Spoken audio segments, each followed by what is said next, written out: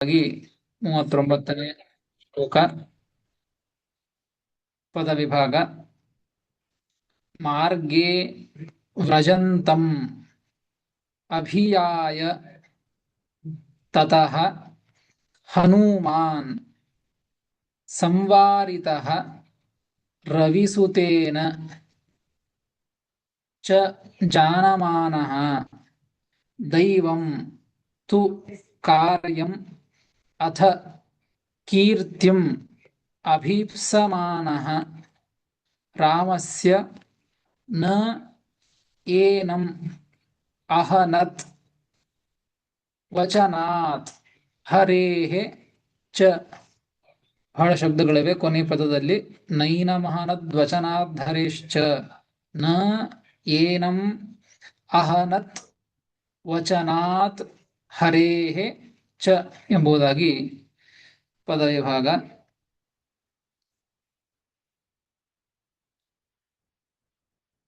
ತತಃ ಮುಂದೇನಾಯಿತು ಅಂತ ತಿಳಿಸ್ತಾ ಇದ್ದಾರೆ. ತತಃ ಅಂದರೆ ಜಟಾಯುಷೋ ಯುದ್ಧಾನಂತರಂ ಅಂತ ಅರ್ಥ. ಹಿಂದೆ ಬಂದದ್ದು ಜಟಾಯು ರಾವಣನ ಜೊತೆ ಯುದ್ಧವನ್ನ ಮಾಡಿದ್ದು. ಜಟಾಯುವನ್ನ ರಾವಣ ಹೊಡೆದ, ಸಂಹಾರ ಮಾಡಿದ. ಅಂದ್ರೆ ಸಾಯುವಷ್ಟು, ಪ್ರಾಣವನ್ನ ಬಿಡುವಷ್ಟು ಆ ರೀತಿಯಾಗಿ ಯುದ್ಧವನ್ನ ಮಾಡಿ ಹೊಡೆದದ್ದು. ಯಾಕೆಂದ್ರೆ ಇಲ್ಲೇ ಸಂಹಾರ ಮಾಡಿದ ಅಂತ ಹೇಳಿದ್ಬಿಟ್ರೆ ಮುಂದೆ ರಾಮದೇವರ ಭೇಟಿ ಆಗ್ತದೆ, ರಾಮದೇವರಿಗೆ ವಿಚಾರವನ್ನ ತಿಳಿಸ್ತಾನೆ. ಹೀಗಾಗಿ ಪ್ರಾಣವನ್ನ ಬಿಡುವಷ್ಟರಷ್ಟು ಆ ಯುದ್ಧವನ್ನ ಮಾಡಿ ಹೊಡೆದದ್ದು ಅಲ್ಲಿ. ಹೀಗಾಗಿ ರಾಮದೇವರಿಗೆ ತಿಳಿಸುವಷ್ಟು ಪ್ರಾಣ, ಅಷ್ಟು ಹೊತ್ತು ಪ್ರಾಣ ಇಟ್ಟುಕೊಂಡದ್ದು. ಆ ಅಭಿಪ್ರಾಯದಿಂದ ಹೋಗ್ತಾನೆ ಅನ್ನೋ ಅಭಿಪ್ರಾಯದಿಂದ ಹತ್ವ ಅಂತ ಹಿಂದಿನ ಶ್ಲೋಕದಲ್ಲಿ ಬಳಸಿದ್ದು.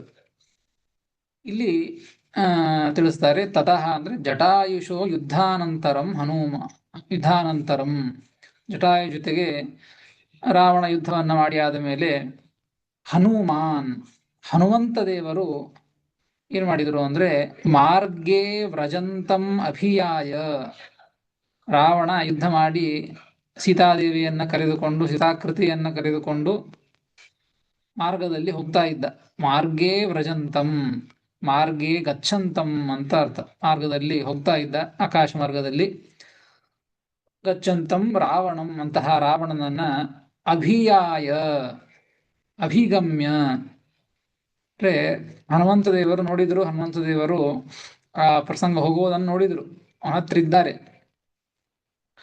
ಹೀಗಾಗಿ ಅಭಿಗಮ್ಯ, ಅಭಿಯಾಯ ಎಂಬುದಕ್ಕೆ ಅಭಿಗಮ್ಯ, ಅವನನ್ನು ಹೊಂದಿ ಸಂಹಾರ ಮಾಡಬಹುದಾಗಿತ್ತು.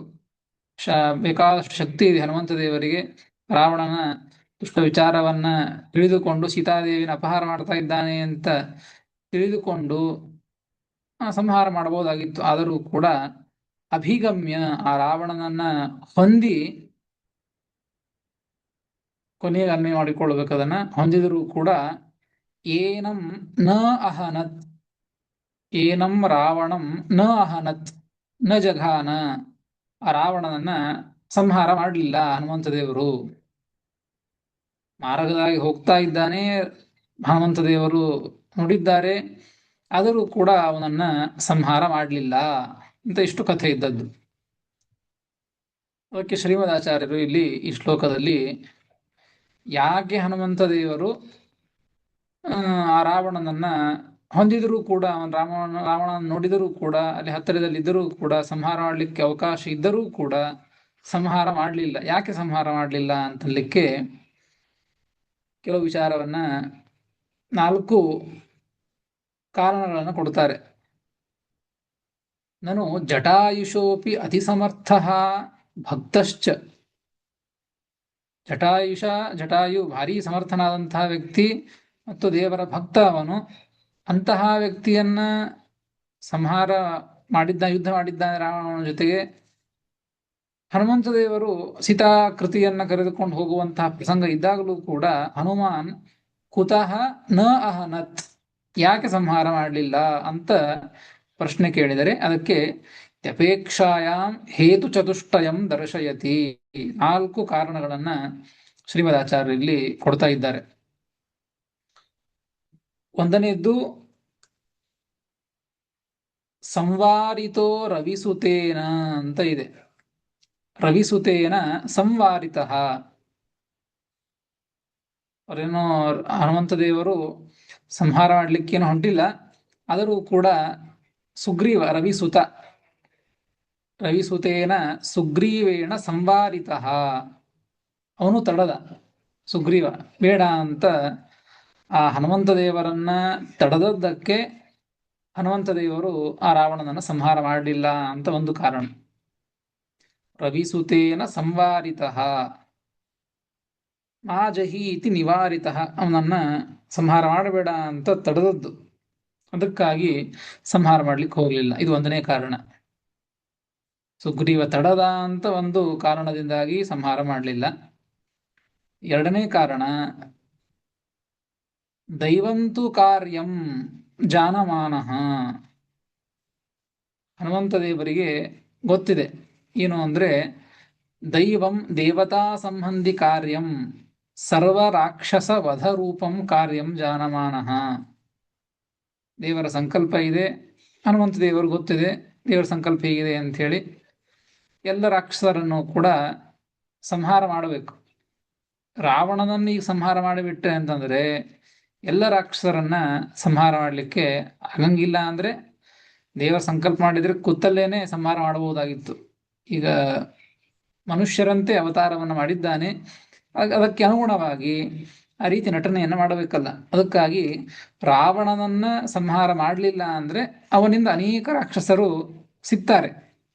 ಹೀಗಾಗಿ ಅನಾಯಾಸವಾಗಿ ಅವರನ್ನ ಸಂಹಾರ ಮಾಡಬೇಕು ಅಂತ ಅನ್ನುವಂಥ ಒಂದು ಸಂಕಲ್ಪ. ರಾವಣನ ಸಂಹಾರ ಮಾಡಿಬಿಟ್ರೆ ಉಳಿದವರೆಲ್ಲೇ ಕೂತು ಬಿಡ್ತಾರಷ್ಟೆ. ಹೀಗಾಗಿ ಆ ಸರ್ವರಾಕ್ಷಸ ವಧರೂಪಂ ಕಾರ್ಯಂ ಜಾನಮಾನಃ, ಎಲ್ಲ ರಾಕ್ಷಸರನ್ನ ನಾಶ ಮಾಡಬೇಕು. ಅದು ರಾವಣ ಇದ್ದರೆ ಎಲ್ಲರನ್ನ ಕಳಿಸ್ತಾ ಇರ್ತಾನೆ. ಹೀಗಾಗಿ ಆ ಒಂದು ಕಾರ್ಯವನ್ನ, ದೈವ ಕಾರ್ಯವನ್ನ, ದೇವತಾ ಸಂಬಂಧಿಯಾದಂತಹ ಒಂದು ಕಾರ್ಯ, ಅಂತಹ ಕಾರ್ಯವನ್ನ ತಿಳಿದುಕೊಂಡಿದ್ದರು ಹನುಮಂತ ದೇವರು. ಅದಕ್ಕಾಗಿ ರಾವಣನನ್ನ ಸಂಹಾರ ಮಾಡಲಿಲ್ಲ. ಇದು ಎರಡನೇ ಕಾರಣ. ಅಥ ಕೀರ್ತಿಂ ಅಭೀಪ್ಸಮಾನಃ ರಾಮಸ್ಯ. ಮೂರನೇ ಕಾರಣ ಏನು ಅಂದ್ರೆ, ರಾಮಸ್ಯ ಕೀರ್ತಿಂ ಅಭೀಪ್ಸಮಾನಃ, ರಾಮದೇವರಿಗೆ ಕೀರ್ತಿಯನ್ನ ತಂದು ಕೊಡಬೇಕು, ಕೀರ್ತಿಯನ್ನ ಬಯಸಿದಂತಹ ಹನುಮಂತ ದೇವರು ರಾಮದೇವರ ಕೀರ್ತಿ ಬರಬೇಕು ಅಂತ ಇಚ್ಛೆ ಇದ್ದದ್ದರಿಂದ. ಯಾಕೆ ಅಂತಂದ್ರೆ, ಹನುಮಂತ ದೇವರಿಗಿಂತಲೂ ರಾಮದೇವರು ಅನಂತಪಟ್ಟು, ಸಾಕ್ಷಾತ್ ಭಗವಂತ ಅನಂತಪಟ್ಟು ಉತ್ತಮ.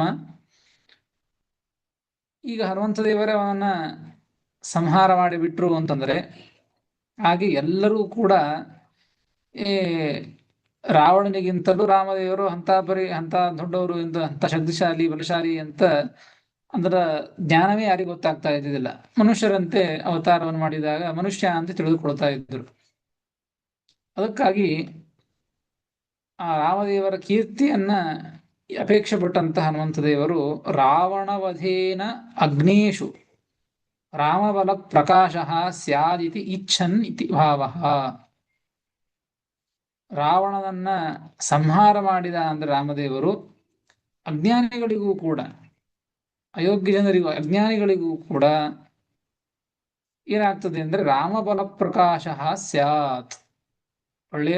ಒಳ್ಳೆಯವರಿಗೂ ಅಜ್ಞಾನಿಗಳಿದ್ರೆ, ಒಳ್ಳೆಯವರು ಅಜ್ಞಾನ ಇದ್ದಾಗ ಅಂಥವರಿಗೂ ಕೂಡ ರಾಮದೇವರ ಬಲಪ್ರಕಾಶ ಆಗಲಿ. ಅವರಿಗೂ ಕೂಡ ರಾಮದೇವರ ಬಲ ಎಷ್ಟು, ಶಕ್ತಿ ಎಷ್ಟು ಅಂತ ಗೊತ್ತಾಗಬೇಕು ಅನ್ನುವಂಥ ಇಚ್ಛೆ.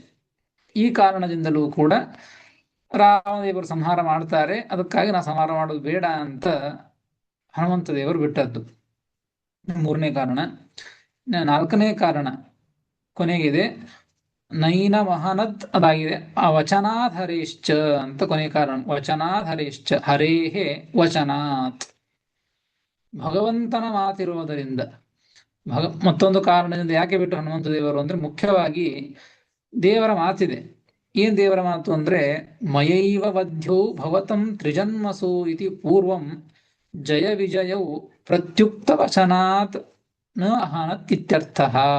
ದೇವರೇ ಹಿಂದೆ ಆ ಸನಕಾದಿಗಳು ಶಾಪವನ್ನು ಕೊಟ್ಟಾಗ ಆ ಪ್ರಸಂಗದಲ್ಲಿ ಸಾಕ್ಷಾತ್ ಭಗವಂತ ಜಯ ವಿಜಯರಿಗೆ ಮಾತನ್ನ ಕೊಟ್ಟದ್ದು, ನಿಮ್ಮಿಬ್ಬರನ್ನು ಕೂಡ 3 ಜನ್ಮಗಳಲ್ಲಿಯೂ ಕೂಡ ನಾನೇ ಬಂದು ಸಂಹಾರ ಮಾಡ್ತೇನೆ. ಮಯೈವ ವಧ್ಯೌ ಭವತಂ ತ್ರಿಜನ್ಮಸು, 3 ಜನ್ಮಗಳಲ್ಲಿಯೂ ಕೂಡ ನನ್ನಿಂದಲೇ ನೀವು ಹತರಾಗ್ತೀರಿ, ಮರಣವನ್ನ ಹೊಂತೀರಿ ಅಂತ ಭಗವಂತ ಮಾತನ್ನ ಕೊಟ್ಟಿದ್ದು. ಹೀಗಾಗಿ ಯಾಕೆ ಭಗವಂತನ ದ್ವಾರಪಾಲಕರು, ಭಗವಂತನ ಭಕ್ತರು, ಹೀಗಾಗಿ ನಿಮ್ಮ ಸಂಹಾರವನ್ನು ನಾನೇ ಮಾಡಿ ಆ ದುಷ್ಟ ಯೋನಿಯಿಂದ ನಿಮ್ಮನ್ನು ಉದ್ಧಾರ ಮಾಡ್ತೇನೆ ಅಂತ ಭಗವಂತ ಮಾತನ್ನ ಕೊಟ್ಟಿದ್ದು. ಹೀಗಾಗಿ ಈ ಹನುಮಂತ ದೇವರು ಸಂಹಾರ ಮಾಡುವುದಾಗಿತ್ತು, ಆದರೆ ಆ ಭಗವಂತನ ಮಾತನ್ನ ಉಳಿಸಬೇಕು. ಆ ಭಗವಂತನ ಮಾತಿದೆ ಹಾಗೆ. ಹೀಗಾಗಿ ಆ ಭಗವಂತನ ಆ ಮಾತನ್ನ ಗೌರವಿಸುವ ಮುಖಾಂತರವಾಗಿ ಈ ಕಾರಣದಿಂದಲೂ ಕೂಡ ದೇವರು ಸಂಹಾರ ಮಾಡ್ತೇನೆ ಅಂತ ಮಾತನ್ನ ಕೊಟ್ಟಿದ್ದಾನೆ. ಅದಕ್ಕಾಗಿ ರಾಮದೇವರು ಸಂಹಾರ ಮಾಡಲಿ, ಆ ಸಂಹಾರ ಮಾಡೋದು ಬೇಡ ಅಂತ ಹನುಮಂತ ದೇವರು ಈ ಕಾರಣದಿಂದಲೂ ಕೂಡ ಆ ರಾವಣನನ್ನ ಸಂಹಾರ ಮಾಡಲಿಲ್ಲ. ವಚನಾತ್ ಹರೇಃ ವಚನಾತ್ ಏನಂ ನ ಅಹನತ್. ಅವನ ಭೇಟಿಯಾದರೂ ಕೂಡ, ರಾವಣನ ಭೇಟಿಯಾದರೂ ಕೂಡ ಹನುಮಂತ ದೇವರು ಅವನನ್ನ ಸಂಹಾರ ಮಾಡಲಿಲ್ಲ ಅಂತ ಈ ರೀತಿಯಾಗಿ ಶ್ರೀಮದಾಚಾರ್ಯರು ನಿರ್ಣಯವನ್ನ ತಿಳಿಸಿಕೊಡುತ್ತಾರೆ. ಇಲ್ಲಿ ಟಿಪ್ಪಣಿಕಾರರು ಮತ್ತೊಂದು ಅಂಶವನ್ನು ಹೇಳ್ತಾರೆ. ಅತ್ರ ಪೂರ್ವ ಹೇತುತಃ ಉತ್ತರೋತ್ತರ ಹೇತು ಬಲೀಯಾನ್ ಇತಿ ದ್ರಷ್ಟವ್ಯಂ. ಇಲ್ಲೇನು 4 ಕಾರಣಗಳನ್ನ ಕೊಟ್ಟರು ಹನುಮಂತ ದೇವರು ರಾವಣನನ್ನ ಸಂಹಾರ ಮಾಡಲಿಲ್ಲ ಅಂತ. ಇದಕ್ಕೆ 4 ಕಾರಣವನ್ನ ಏನು ಕೊಟ್ರಲ್ಲ, ಈ 4 ಕಾರಣಗಳಲ್ಲಿ ನಂತರದ ಏನು ಕಾರಣಗಳಿವೆ ಅಲ್ಲ, ಅವು ಪ್ರಬಲವಾದದ್ದು.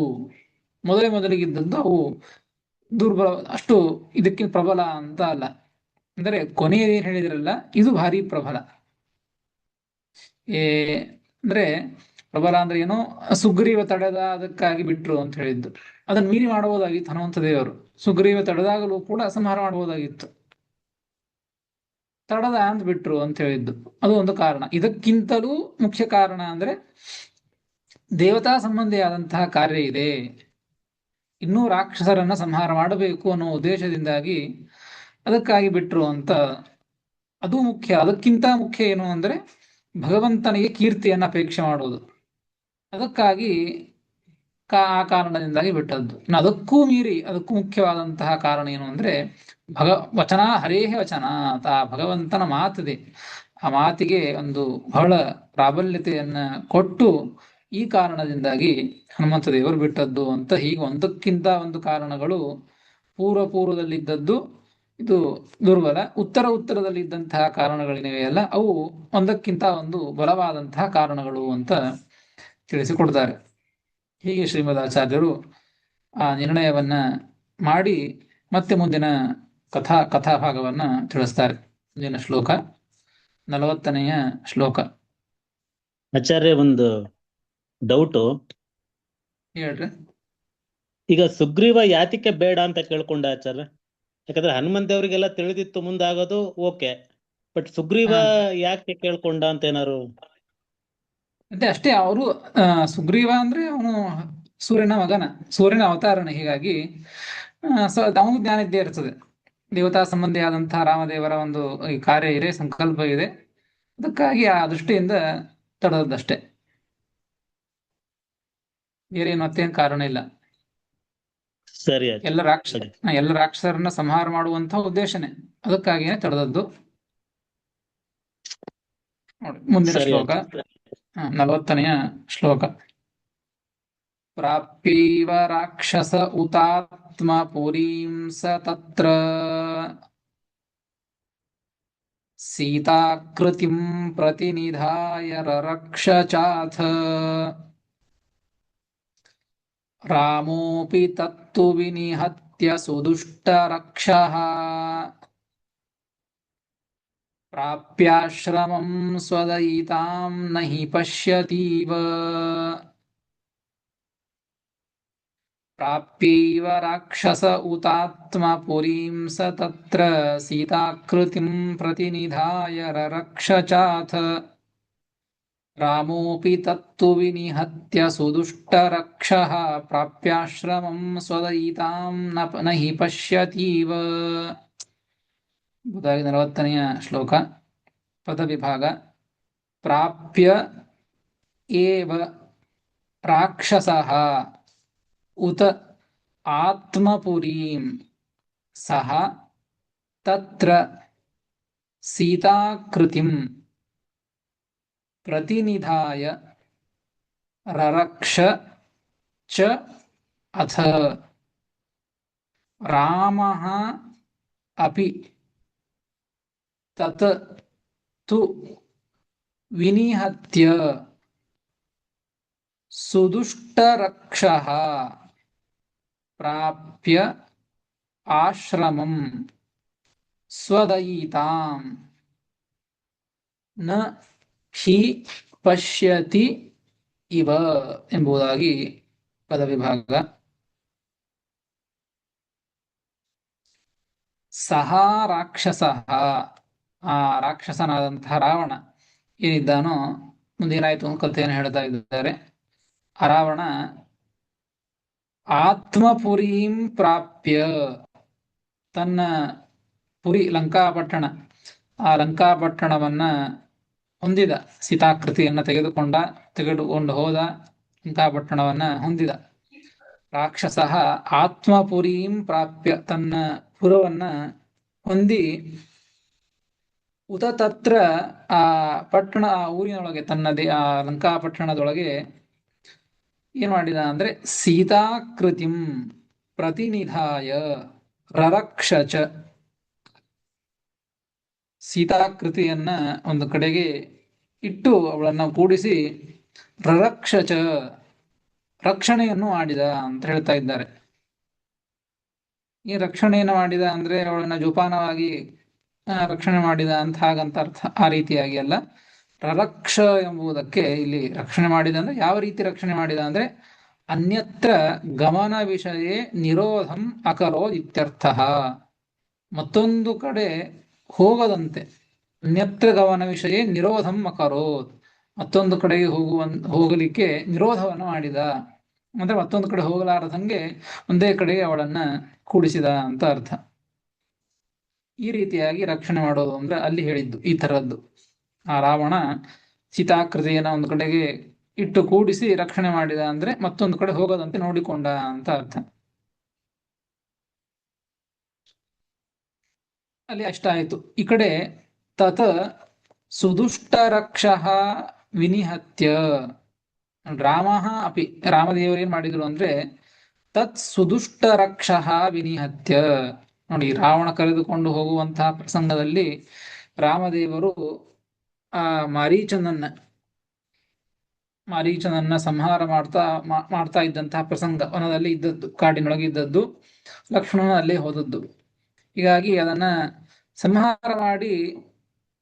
ಸಂಹಾರ ಮಾಡಿ ಸುದುಷ್ಟ ರಕ್ಷಃ ವಿನಿಹತ್ಯ, ತತ್ ಸುದುಷ್ಟ ರಕ್ಷಃ ವಿನಿಹತ್ಯ, ಆ ದುಷ್ಟ ರಾಕ್ಷಸನಾದಂತಹ ಮಾರೀಚನನ್ನ ಸಂಹಾರ ಮಾಡಿ ಅವ್ರು ಮತ್ತೆ ತಾವು ಇದ್ದಂತಹ ಆಶ್ರಮಕ್ಕೆ ಬಂದ್ರು. ಆಶ್ರಮಂ ಪ್ರಾಪ್ಯ, ಆಶ್ರಮಕ್ಕೆ ಬಂದ್ರು.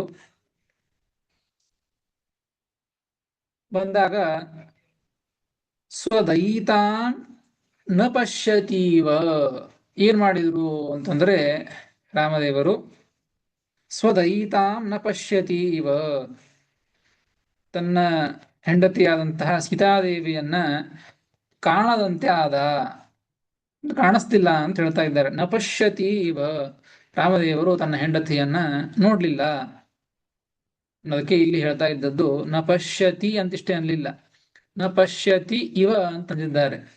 ಕಾಣದಂತೆ, ಕಾಣಿಸದಂತೆ, ಹೆಂಡತಿಯನ್ನ ನೋಡದಂತೆ ಆದ ಅಂತಂದ್ರೆ ನಿಜವಾಗಿಯೂ ರಾಮದೇವರು ಸೀತಾದೇವಿಯ ಜೊತೆಗೇನೆ, ಸೀತಾದೇವಿ ರಾಮದೇವರ ಜೊತೆಗೇನೆ ತ್ಯಾಗಯೋಗಿನಿಯರು. ಹೀಗಾಗಿ ಆ ರಾಮದೇವರು ಕಾಣ್ತಾನೆ ಇರ್ತಾರೆ. ಆದರೂ ಕೂಡ ಇಲ್ಲಿ ಲೋಕ ವಿಡಂಬನೆಗಾಗಿ ತಾವು ಕಾಣದಂತೆ ನಟನೆಯನ್ನ ಮಾಡ್ತಾ ಇದ್ದದ್ದು ಅಂತ ತಿಳಿಸೋದಕ್ಕಾಗೇನೆ ನ ಪಶ್ಯತಿ ಇವ ಅಂತ ಇವಕಾರವನ್ನ, ಇವ ಎಂಬುದನ್ನ ಶಬ್ದವನ್ನು ಪ್ರಯೋಗ ಮಾಡಿದ್ದು. ಪಶ್ಯತಿ ನ ಪಶ್ಯತಿ ಇವ ಇತಿ ಪ್ರಸಿದ್ಧಿ ಅಭೂತ್. ರಾಮದೇವರು ಸೀತಾದೇವಿಯನ್ನು ಕಾಣಲಿಲ್ಲ ಅಂತ ಜಗತ್ತಿನೊಳಗೆ ಪ್ರಸಿದ್ಧ ಆಯಿತು. ಆ ರೀತಿಯಾಗಿ ಭಗವಂತ ವಿಡಂಬನೆಯನ್ನು ಮಾಡಿದ್ದ. ಜಗತ್ತಿನೊಳಗೆ ಸೀತಾದೇವಿಯನ್ನ ರಾಮದೇವರು ಕಾಣಲಿಲ್ಲ. ಪ್ರಸಂಗದಲ್ಲಿ ರಾವಣ ಅಪಹಾರ ಮಾಡಿಕೊಂಡು ಹೋಗಿದ್ದ, ಸೀತಾದೇವಿ ಕಣ್ಣಿಗೆ ಕಾಣಿಸ್ಲಿಲ್ಲ ಅಂತ ಹೀಗೆ ಪ್ರಸಿದ್ಧ ಆಯಿತು ಇದು. ಈ ರೀತಿಯಾಗಿ ಆ ಕಥಾಭಾಗವನ್ನ ತಿಳಿಸಿಕೊಡ್ತಾರೆ. ರಾವಣ ಆ ಕಡೆಗೆ ಸೀತಾಕೃತಿಯನ್ನ ಕರೆದುಕೊಂಡು ಹೋಗಿ ಮತ್ತೊಂದು ಕಡೆಗೆ ಹೋಗದಂತೆ ಒಂದು ಕಡೆಗೆ ಕೂಡಿಸಿ ರಕ್ಷಣೆಯನ್ನ ಮಾಡಿದ ಅಂತ ತಿಳಿಸಿಕೊಟ್ಟದ್ದು. ಈ ಕಡೆಗೆ ರಾಮದೇವರು ಆ ದೈತ್ಯನನ್ನ ಮಾರೀಚನನ್ನ ಸಂಹಾರ ಮಾಡಿ ಆಶ್ರಮಕ್ಕೆ ಬಂದಾಗ ತನ್ನ ಹೆಂಡತಿಯನ್ನ ಕಾಣಲಿಲ್ಲ ಅಂತ ಆ ಕಥಾಭಾಗವನ್ನ ತಿಳಿಸಿ ಮತ್ತೆ ಮುಂದೆ ಏನು ಮಾಡಿದರು ಇವರು ಅಂತ ಮುಂದಿನ ಶ್ಲೋಕದಲ್ಲಿ ತಿಳಿಸಿಕೊಡ್ತಾರೆ. 41ನೆಯ ಶ್ಲೋಕ. ಅನ್ವೇಷಮಾಣ ಇವ ತಂ ಚ ದದರ್ಶ ಗೃಧ್ರಂ ಸೀತಾಂ ರಿರಕ್ಷಿಷು ಮಥೋ ರಿಪುಣಾ ವಿಶಸ್ತಂ ಮಂದಾತ್ಮ ಚೇಷ್ಟಮಮುನೋಕ್ತ ಮರೇಶ್ಚ ಕರ್ಮ ಶ್ರುತ್ವಾಮೃತಂ ತಮದಹತ್ ಸ್ವಗತಿಂ ತಥಾದಾತ್.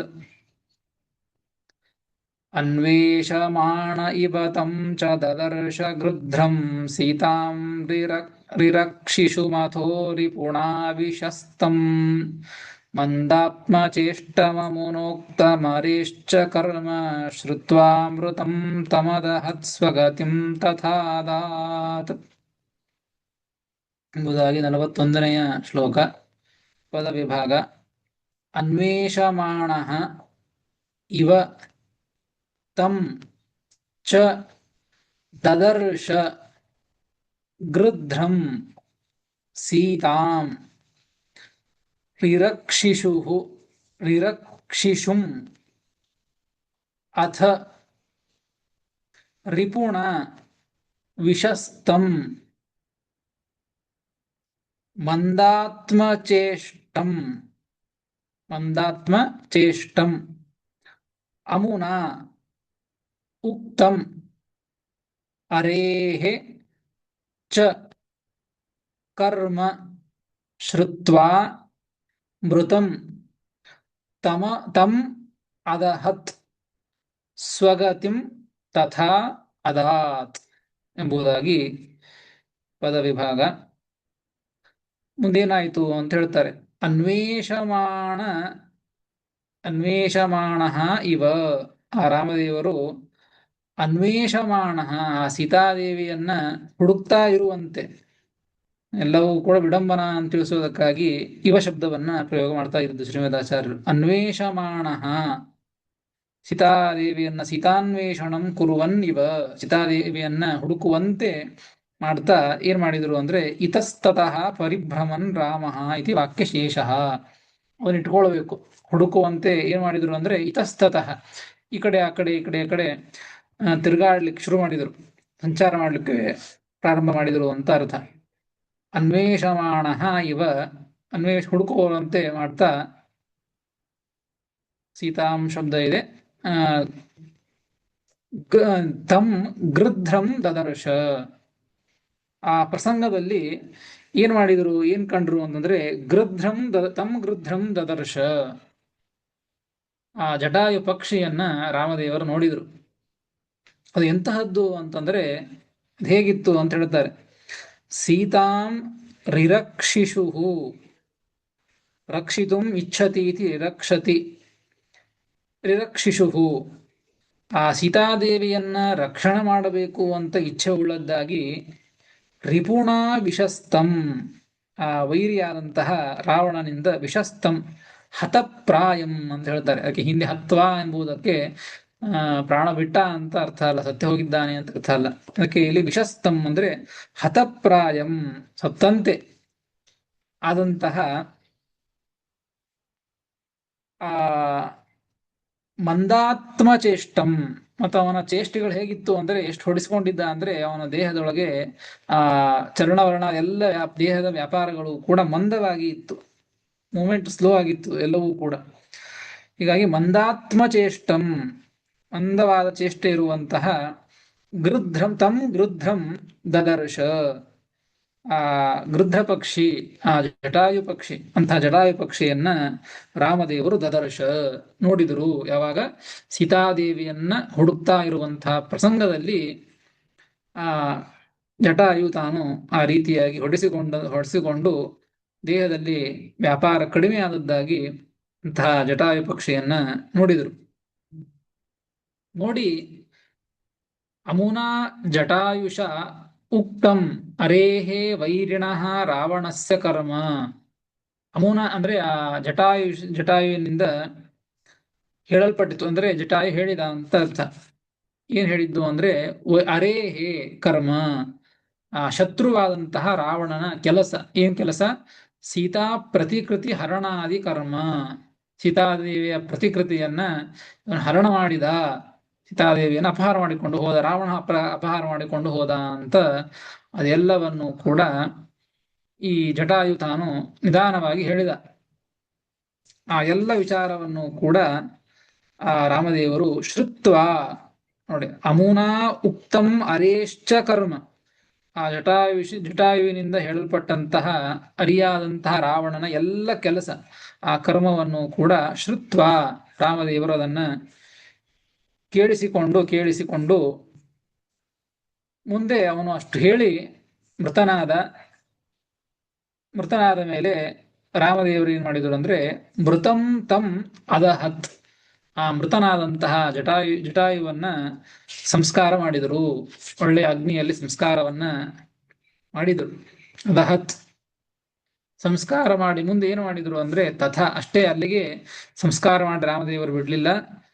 ತನ್ನ ರಾಮದೇವರ ಒಂದು ಸೇವೆ, ಸೀತಾದೇವಿಯನ್ನ ಆ ರೀತಿಯಾಗಿ ರಕ್ಷಣೆ ಮಾಡುವಂತಹ ರಾವಣನಿಂದ ದೊಡ್ಡ ಸೇವೆಯನ್ನು ಮಾಡಿದ್ದಕ್ಕೆ ರಾಮದೇವರು ಅವನ ಮೇಲೆ ಪ್ರೀತರಾಗಿ ಸ್ವಗತಿಂ ಅದಾತ್, ಅವನ ಸಂಸ್ಕಾರವನ್ನೂ ಮಾಡಿದರು. ಅಷ್ಟೇ ಅಲ್ಲ, ಸ್ವಗತಿಂ ಚ ಅದಾತ್, ಅವನಿಗೆ ಒಳ್ಳೆಯ ಗತಿ, ಸ್ವಲೋಕ ಗತಿಂ ಅದಾತ್, ತನ್ನ ಲೋಕದ ಗತಿಯನ್ನು, ತನ್ನ ಲೋಕವನ್ನು ಹೊಂದುವಂತೆ ಭಗವಂತ ಆ ರೀತಿಯಾಗಿ ಕರುಣಿಸಿಕೊಟ್ಟ, ಆ ಲೋಕವನ್ನೇ ಕರುಣಿಸಿಕೊಟ್ಟ ಅಂತ ಹೀಗೆ ಆ ಜಟಾಯುವನ್ನು ಭಗವಂತ ಉದ್ಧಾರ ಮಾಡಿದ ಅಂತ ಆ ವಿಚಾರವನ್ನ ತಿಳಿಸ್ತಾರೆ. ಹೀಗೆ ಜಟಾಯುವನ್ನ ಉದ್ಧಾರ ಮಾಡಿ ಮುಂದೆ ಮತ್ತೆ ಏನಾಯಿತು ಎಂಬುವಂತಹ ಕಥಾಭಾಗವನ್ನ ಮತ್ತೆ ಮುಂದೆ ತಿಳಿಸಿಕೊಡ್ತಾರೆ. ಅದನ್ನು ಮತ್ತೆ ನಾಳೆ ತಿಳಿದುಕೊಳ್ಳೋಣ ಅಂತ ಹೇಳ್ತೇನೆ. ಶ್ರೀಕೃಷ್ಣಾರ್ಪಣಮಸ್ತು. ಹರೇ ನಮಃ. ಶ್ರೀಕೃಷ್ಣಾರ್ಪಣಮಸ್ತು. ಹರೇ ನಮಃ ಗುರುಗಳೇ. ನಮಸ್ಕಾರ ಗುರುಗಳೇ. ಶ್ರೀಕೃಷ್ಣಾರ್ಪಣಮಸ್ತು. ಹರೇ ನಮಃ. ನಮಸ್ಕಾರ ಆಚಾರ್ಯ. ಹರೇ ನಮಃ. ಕೃಷ್ಣಾರ್ಪಣಮಸ್ತು. ಹರೇ ನಮಃ ಗುರುಗಳೇ. ನಮಸ್ಕಾರ.